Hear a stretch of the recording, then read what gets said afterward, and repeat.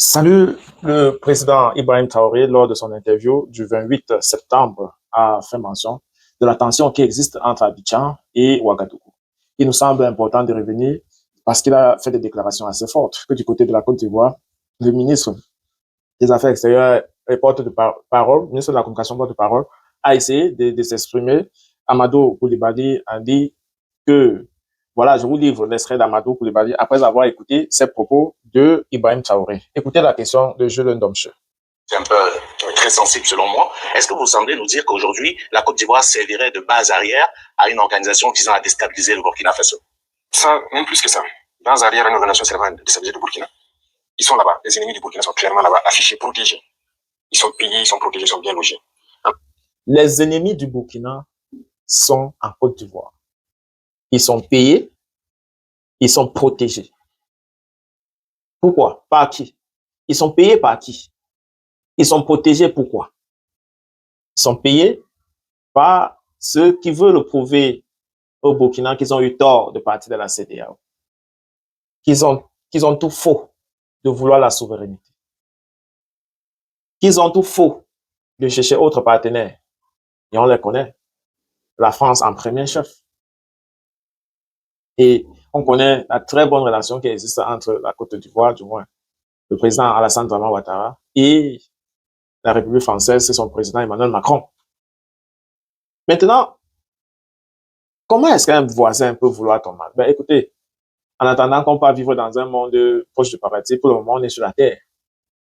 Et si quelqu'un pense qu'il se porte mieux lorsque ses voisins sont affaiblis, il fera tout. Vous allez entendre les Ivoiriens pro Ouattara vous dire que voilà, Ouagadougou dépend du cacao de la Côte d'Ivoire. Les paysans, eh bien, viennent en Côte d'Ivoire pour faire l'agriculture. Ceux qui sont issus de ces zones-là peuvent confirmer dans les commentaires. Mais est-ce que c'est pour autant que ces deux voisins-là devaient se déchirer? Et il faut également comprendre que le départ des trois pays de l'AES continue à faire très mal à les ex ou bien les colonies de la France en Afrique. L'extension de la France-Afrique, qui n'est qu'un projet de consommer les produits, la ressource africaine en excluant les Africains. Donc, Ibrahim aurait continué en expliquant. C'est ça, il y a la question du terrorisme. Mais non, le pouvoir flotte avec les terroristes. Il ne faut pas se mentir. Attendez, croyez-vous vraiment que peut-être l'armée ivoirienne est tellement surpuissante que quand les terroristes les voient seulement, ben écoutez, cela ne faut même pas les toucher, quoi que ce soit. Vous croyez à ça?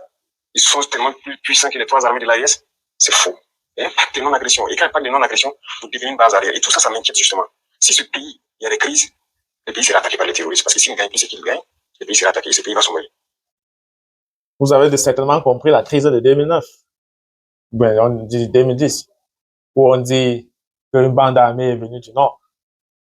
Quand on réserve les bases des terroristes pour attaquer les voisins et que le pays tombe en crise, les canaux d'alimentation sont détruits et du coup, ça ouvre la porte au terrorisme qui pille le pays. Donc, c'est un peu comme garder du gaz chez soi et aller dehors, passer le temps à s'amuser avec l'allumette. Vous comprenez pourquoi le rapprochement entre Gbagbo et Tidiane a été interdit et est combattu. On a arrêté les partisans des deux hommes recalés pour l'élection présidentielle pour le mettre sous pression. Et c'est le tribunal militaire qui va juger.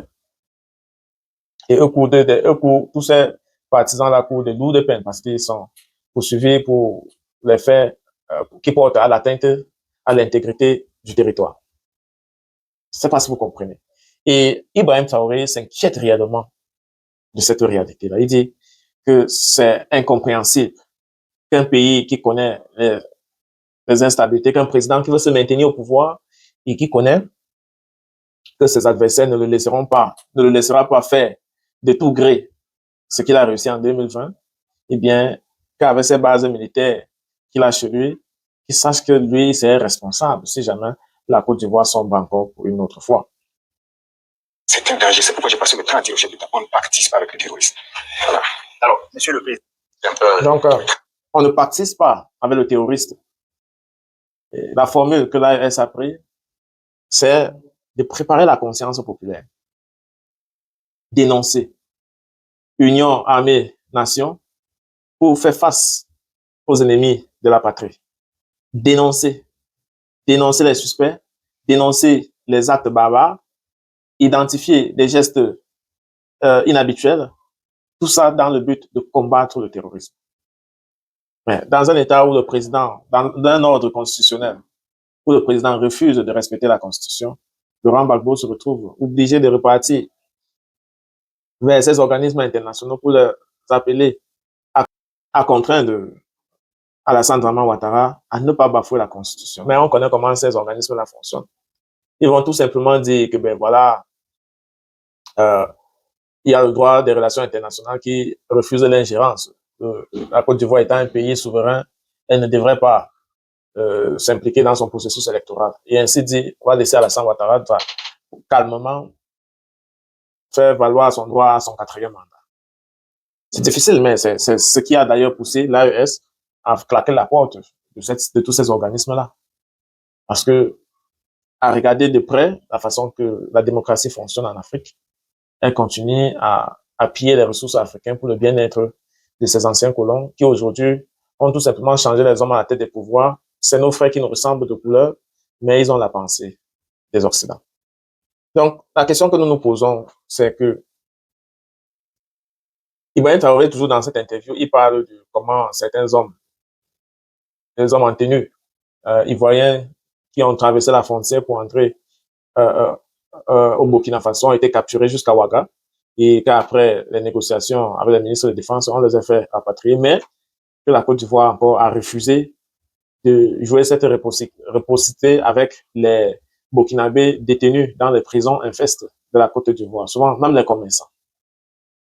Vous comprenez que cette tension qui existe, elle est instrumentalisée, elle est voulue d'une part à cause de l'idéologie qu'on a du pouvoir. Chacun a raison, chacun a tort. Chacun tient un discours qui, voilà, galvanise le peuple de son côté.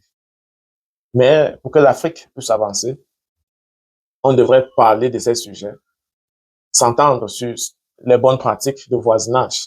Parce que, après tout, il y a cette quête permanente de lutter contre le terrorisme. Mais dans nos actes, dans la duricité de nos actes, nous ouvrons la porte chaque fois à ces terroristes-là qui nous guettent.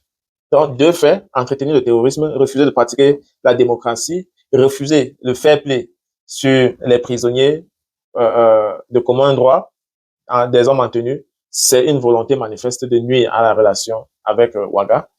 Sauf que jusqu'à là, la lecture est lue beaucoup plus sur le prisme de Ouaga. On semble donc jeter toute la faute à la Côte d'Ivoire. Mais j'ai essayé de lire sur le commentaire de Amadou Koulibaly, qui a donc essayé d'expliquer que voilà, 26% de la population ivoirienne sont des expatriés. Dans les commentaires, il n'y a pas eu véritablement ce soutien envers le ministre. Ça montre un peuple qui est pratiquement déconnecté de son élite politico-administrative, qui peut en quelque sorte donner plus de crédit plutôt sur les déclarations de Ibrahim Traoré. Vous êtes ivoirien, vous êtes burkinabé. Que pensez-vous de cette tension existante qui peut déboucher à n'importe quel moment à accentuer le terrorisme dans le Sahel? Merci d'être abonné ici, à très bientôt.